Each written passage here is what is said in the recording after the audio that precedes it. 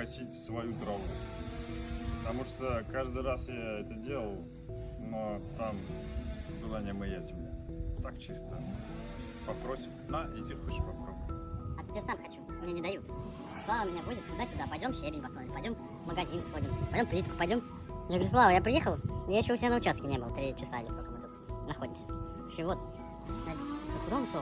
Он не ко мне ли пошел? Пойду туда. Дивный момент, когда наконец я могу взять эту чертову пилу и пойти скосить траву на своем участке любви. Я пошел.